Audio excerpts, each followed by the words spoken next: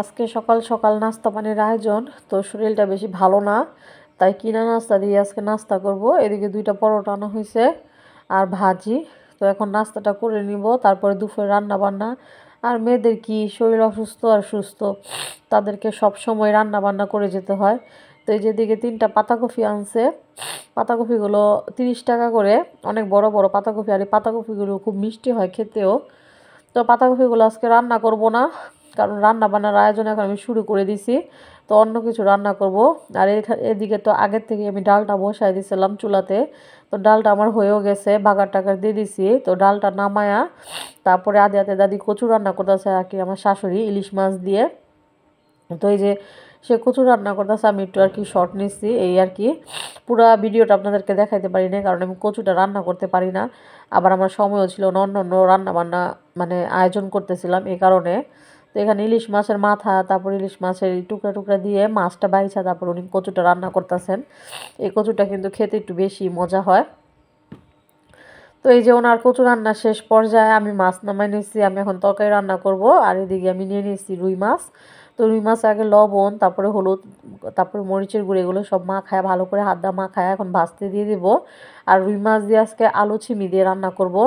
তো ডাল রান্না হয়েছে, কচু রান্না হয়েছে, এখন একটা তরকারি রান্না না করলে তার হয় না। তো এই জন্য রুই মাছটা রান্না করব।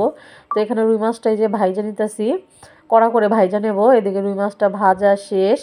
আর এই যে এদিকে আমি এই যে পেঁয়াজ, হলুদ, আদা, রসুন, তারপরে মরিচের গুঁড়া সব একসাথে লবণ দিয়ে ভালো করে মশলাটা কষায় নিতেছি। আর মশলাটাকে ভালো করে কষায় নিলে হয় কি যে তরকারিটা খেতে একটু বেশি মজা হয়। তো এই যে এখানে আমি সব করে নিছি। এখন আলু কুটে রাখছিলাম, এই যে চাক চাক গোল গোল করে পয়সার মতো করে আলুটা কুটে রাখছি। এভাবে করে এই আলুটা তরকারিটা রান্না করলে কিন্তু বেশি ভালো লাগে। এটা যদি আরও শিং মাছ কিংবা ইলিশ মাছ দিয়ে রান্না করেন তাহলে বেশি মজা হয়। তো এই যে আমি রুই মাছ দিয়ে রান্না করতেছি। রুই মাছ দিয়ে এর আগে রান্না করিনি এভাবে করে, আলু লম্বা করে কেটে রান্না করছি। তো আজকে গোল করে রান্না করলাম। তো এই পানি দিয়ে দিলাম। ঝোলালা তরকারিটা আমাদের বেশি খাওয়া হয়, কারণ ঝোলালা তরকারিটা সবাই পছন্দ করে। আর এই যেদিকে মাছগুলো এখন আমি উল্টায়া ওই ইয়েতে দিয়ে দেবো, ঝোলে দিয়ে দেবো। এক এক করে সব মাছগুলো দিয়ে দেবো। দেওয়ার পর তারপরে টমেটো কুচি সব ছিমি টিমি সব একসাথে দিয়ে দেবো। তো এই যে এখানে আমি এই যে ধনিয়া পাতা, টমেটো এগুলো সব আগে দিয়ে দিব, ছিমিটা পরে দেব। তো এখন সুন্দর করে বলক উঠে আসছে। তো বলক উঠে শেষে এটা মানে একটু ঝোলটা শুকাবে। তো এই যেদিকে আমি ছিমিগুলো নিয়ে নিয়েছি, আর ছিমিগুলো ছিল ফ্রোজেন করা ফ্রিজে। তো এখন এগুলো সব ঢাইলে দিয়ে দিলাম।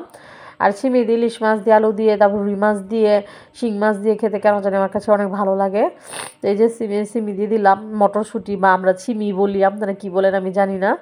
এটাকে মটরশুঁটিও বলে, আবার আমরা বলি ছিমি। তো এই যে তরকারিটা রান্না শেষ। আজকের ভিডিওটা এ পর্যন্ত। সব ভালো থাকবেন, সুস্থ থাকবেন, আমাদের জন্য দোয়া করবেন। আল্লাহ হাফেজ।